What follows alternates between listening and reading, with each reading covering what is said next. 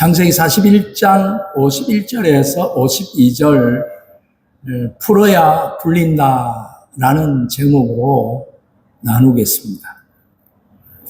이 주제와 결론을 먼저 말씀을 드리면 과거의 상처와 원한을 복음으로 풀되 하나님이 예비하신 미래의 번성이 풀린다. 그렇게 먼저 이야기를 드립니다. 우리가 이 땅에서 살면서 인생이 꼬여 있다고 느낄 때 기억해야 할 법칙이 있습니다.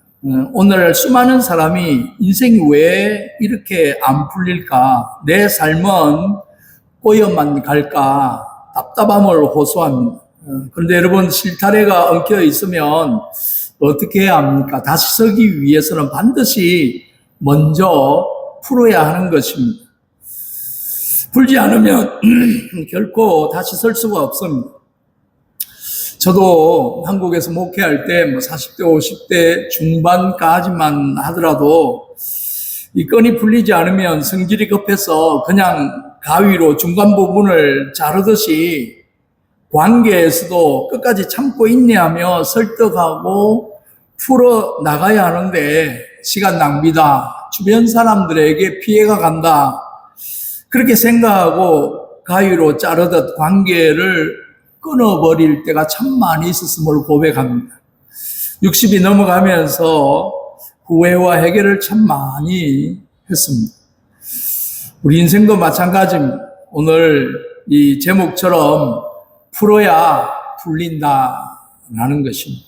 내가 먼저 풀어야 내 인생의 미래도 풀리기 시작합니다. 이 정신과 의사이자 이 기독교 3단가인 폴 트리니에라는 사람이 있습니다. 이 사람이 하는 이야기가 병을 치료하지 말고 환자를 치유해라 라는 유명한 말이 있습니다. 왜 그러냐? 육신의 질병 중 무려 75%가량이 정서적인 문제, 이 마음의 병에 문제에 비롯됐다는 겁니다. 마음에 엉어리가 있고 상처가 독이 되어 쌓이면 그것이 결국 육신의 질병으로 발전된다는 겁니다. 당뇨 환자들이 한국에 참 많습니다. 그분들의 진단을 하면서 의사들이 하는 이야기가 대부분 다른 약한 부분들이 있긴 하지만 습관이나 또는 운동하는 여러 가지 부족한 부분들이 있었기도 하겠지만 대부분 출발은 스트레스가 심했을 때 그 약한 부분으로 말미암아 시작되었다고 그렇게 이야기하는 경우들을 참 많이 듣습니다. 스트레스를 받는 부분들, 정서적으로 불안해지는 부분들, 그런 부분들이 문제가 되는 경우들이 참 많습니다. 인간관계 속에서 주고받는 재화 또 배신은 영혼에 깊은 상처를 남깁니다. 이 상처가 치유되지 않으면 치명적인 독이 되는 겁니다. 상처받은 인간은 스스로 마음의 문을 닫고 타인과의 사이에 두터운 벽을 쌓은 채 자신을 과거라는 감옥에 가두어 버립니다. 과거에 매이고 상처에 매여서 한 걸음도 앞으로 나가지 못하는 겁니다. 이 과거의 감옥에서 나와 매인 것을 푸는 유일한 열쇠가 있습니다. 그것은 바로 우리가 너무나도 많이 교회에서 들었던 단어 용서라는 것입니다. 용서는 과거로부터 우리를 해방하며 미래로 나아가게 하는 하나님의 방법인 것입니다. 그래서 오늘 이 본문에 나오는 이 요셉의 삶이 바로 이 푸는 법칙을 우리에게 보여주는 내용인 것입니다. 요셉은 형들에게 배신당한 노예로 팔렸고 보디발의 아내에게 모함을 받아 감옥에 갇혔고 철저히 짓밟힌 꼬인 인생이었습니다. 그러나 그가 이집트의 국무총리가 되고 축복의 통로가 될 수 있었던 비결은 그가 과거를 묶어두지 않고 풀었기 때문이다라는 것입니다.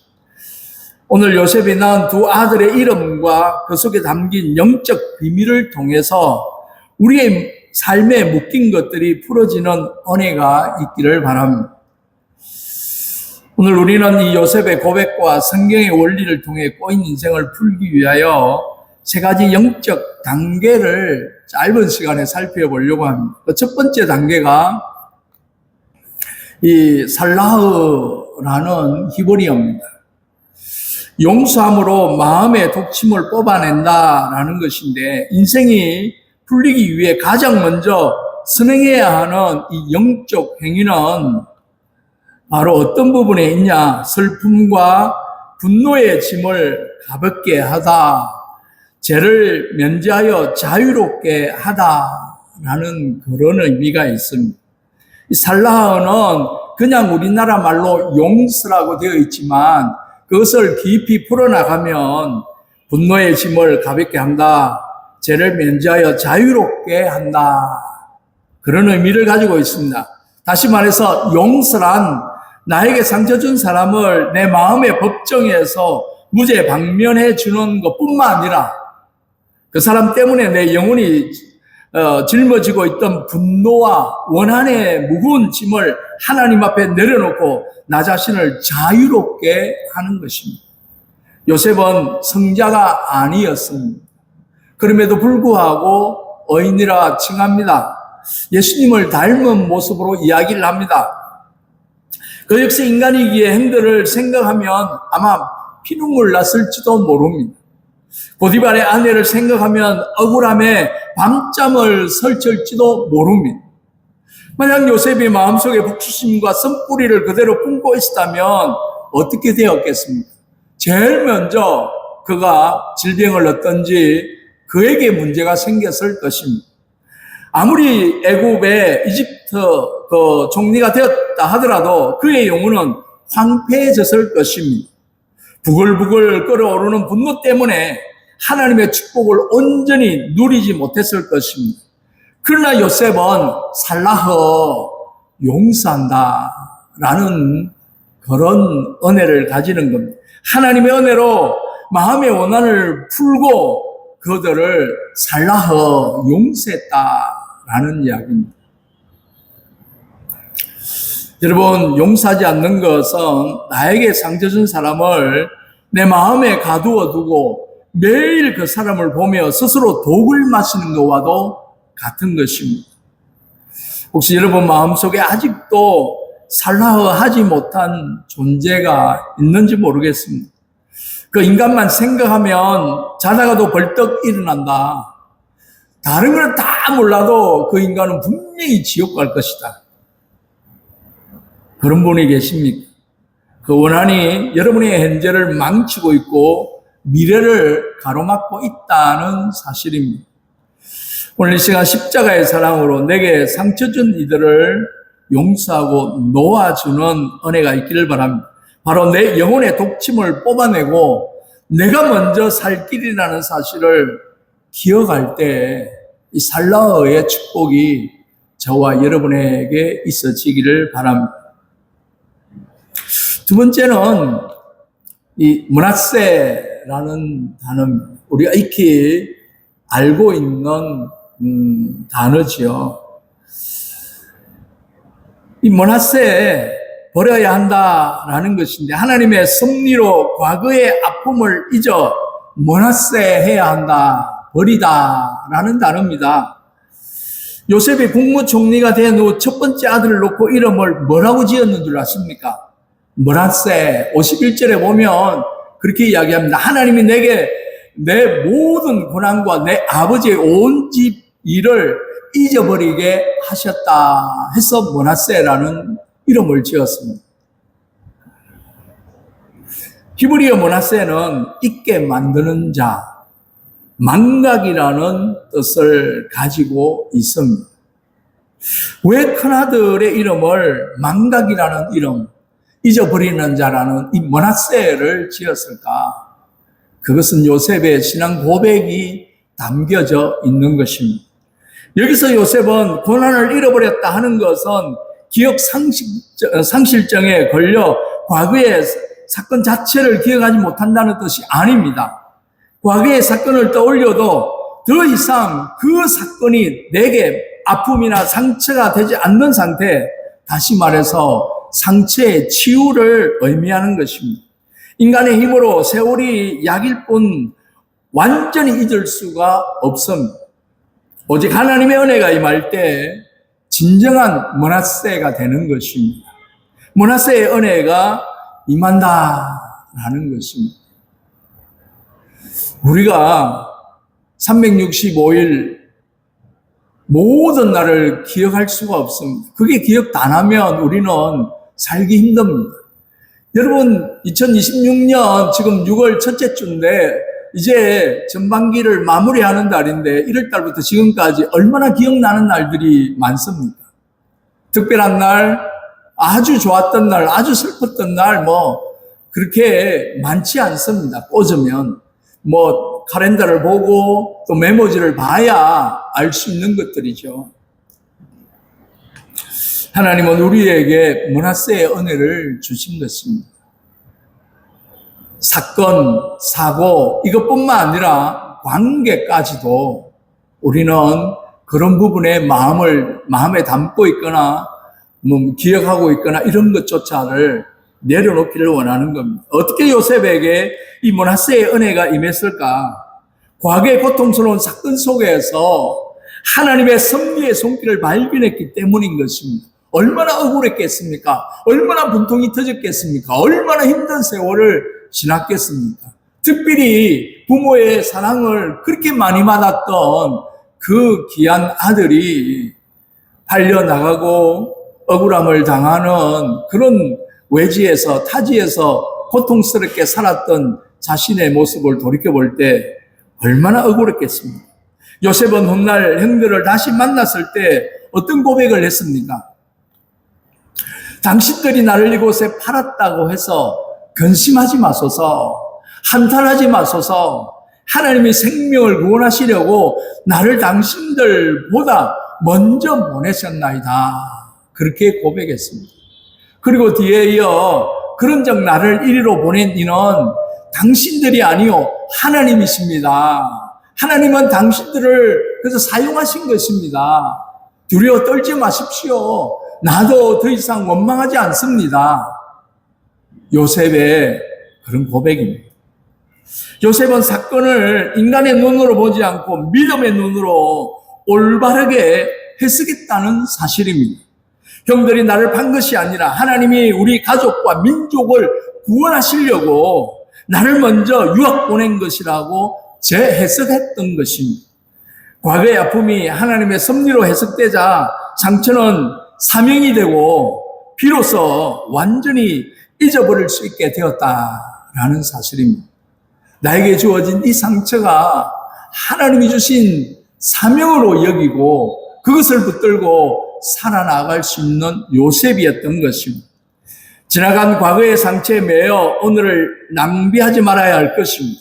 두뇌의 가장 위대한 기능은 기억하는 것이 아니라 망각하는 므낫세인 것입니다.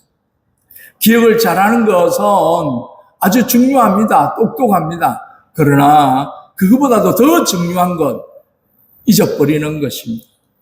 과거의 아픈 상처, 사건을 내 인생의 실패나 저주로 해석하지 말고 하나님의 섭리의 렌저로 다시 해석해야 하는 것입니다. 사무엘의 어머니 한나처럼 브림나가 준 상처가 있기에 한나는 그 상처를 끌어안고 기도의 자리로 나아갈 수 있었고 민족의 지도자 사무엘을 얻을 수 있었던 것이었습니다.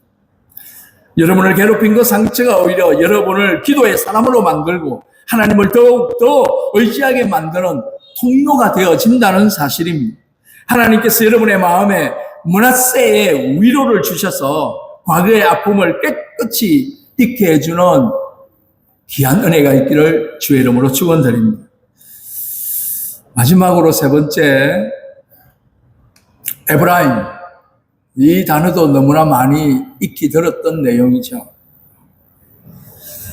하나님이 나를 부르고 잊을 때 비로소 이 육적 번성이 온다는 것인데, 이 52절에 뭐라고 되어 있냐면, 하나님이 나를 내가 수고한 땅에서 번성하게 하셨다라는 것입니다. 히브리어 에브라임은 이중으로 열매 맺는 풍성함, 창성함을 뜻하는 내용입니다. 여기서 우리는 하나님이 일하시는 놀라운 영적 순서가 있는 것입니다. 그것이 뭐냐면 바로 첫 번째가 므낫세, 잃어버리는 것이고, 두 번째, 에브라임 번성하는 것입니다. 용서하고 잃어버리는 므낫세가 먼저 있어야 삶이 창성해지는 에브라임 풍성한 축복이 찾아온다는 사실을 우리는 기억해야 할 것입니다. 많은 사람들이 순서를 착각합니다. 하나님 내 일이 잘 풀리고 복을 받으면 그때 저 인간을 용서하겠습니다. 하나님의 일들을 감당하겠습니다. 내가 성공해서 원수를 갚고 난 후에 잊어버리겠습니다. 아닙니다. 성경은 반대로 이야기를 합니다. 마음에 오난을 품고 선뿌리를 가진 채 살아가면 영혼이 병들고 육체가 병들어 하나님이 예비하신 풍성한 은혜를 받아 누릴 수도 없고 담을 수도 없다는 것입니다. 그릇이 더럽고 깨어져 있는데 어떻게 복을 담겠습니까? 그래서 예수님께서 어떤 말씀을 하셨냐면 마태복음 5장 23절에서 24절에 예배를 드리기 전에 먼저 행제와 화목하고 와서 이 예배를 드리라. 마태복음 6장 14절에 너희가 사람의 잘못을 용서해야 하늘 아버지께서도 너희를 용서하신다. 그렇게 이야기를 합니다. 여러분, 가정과 직장 그리고 생업이 에브라임의 축복, 갑절로 열매 맺는 역사를 경험하는 은혜가 있기를 바랍니다. 그렇게 하기 위해서 먼저 여러분의 영적 토양에 있는 선뿌리들을 뽑아내야 할 것입니다. 과거에 묶인 감정들을 풀 때 비로소 저와 여러분이 수관 땅에서 30배, 60배, 100배의 결실을 맺는 에브라임의 문이 열리게 될 줄로 믿습니다. 살라허 이 단어를 먼저 기억하시고 그 다음에 므낫세 잃어버리는 놓아버리는 망각해버리는 그런 은혜가 있어야 에브라임 배의 축복, 풍성한 축복, 창성한 축복이 있게 된다는 것입니다. 결론을 내리면 오늘 우리가 실천해야 될 삶이 있습니다. 그것은 풀어지는 삶입니다. 여러분, 인생의 행복과 행통은 환경의 문제가 아니라 관계의 문제인 것입니다. 풀어짐의 법칙에 달려 있습니다. 요셉은 억울함과 배신의 연속적 삶을 살았지만 하나님 안에서 풀었기에 미래가 열렸던 것입니다. 미래가 풀렸던 것입니다. 우리가 오늘 문을 나서며 반드시 실천해야 할 세 가지 행동을 생각한다면 그것은 먼저 내 힘으로 안 됨을 인정하고 성령의 도우심을 구하는 은혜가 있기를 바랍니다. 용서는 내 힘으로 안 됩니다. 용서는 이 살라의 실천은 성령의 인도하심이 필요합니다. 하나님의 은혜가 전적으로 필요한 것입니다. 십자가에서 나를 위해 피 흘리신 예수님의 사랑을 묵상하면서 하나님 내 마음의 짐을 풀어주시고 그 사람을 용서할 수 있는 마음을 달라고 그렇게 기도하고 선포해야 할 것입니다. 두 번째는 나의 과거를 믿음의 눈으로 재해석해야 하는 것입니다. 므낫세의 실천인데 그 사건 때문에 그 인간 때문에 내 인생이 망했다고가 아니라 그 고난이 있었기에 내가 더 겸손해졌고 하나님을 만났고 더 큰 그릇으로 준비되었다고 고백하는 은혜가 있어야 할 것입니다. 상처를 하나님의 섭리로 덮어버릴 때 진정한 망각과 치유의 은혜가 임하게 된다는 사실을 우리는 다시 한 번 더 기억하시기를 바랍니다. 여러분의 본교회에서 얼마나 많은 말씀을 들었겠습니까? 너무나 뻔한 이야기겠지만 중요한 것은 우리가 듣고 행하지 못한다는 데 있습니다. 마지막으로 세 번째, 먼저 손을 내밀어 화해와 축복에 선택해야 되는 것입니다. 그래야 에브라임의 마중물이 되는 것입니다. 에브라임이 뭡니까? 풍성한 은혜, 창성한 은혜, 배의 은혜가 되는 것인데 이것은 마중물로 만들어야 하는 것입니다. 축복을 받아서 푸는 것이 아니라 풀어야 축복이 임한다는 것입니다. 오늘 당장 마음속으로 혹은 가능하다면 문자나 전화를 통해서 묵은 감정의 실타래를 푸는 구체적인 행동이 필요합니다. 내가 먼저 용서의 마중물을 부을 때 하나님께서 에브라임의 번성으로 저와 여러분의 미래를 활짝 열어주시게 될 줄로 믿습니다. 과거를 풀고 미래를 푸는 은혜가 있기를 바랍니다. 과거를 풀어 미래를 풀고 잊어버린 므낫세를 통하여 번성한 에브라임의 은혜가 있어야 할 것입니다.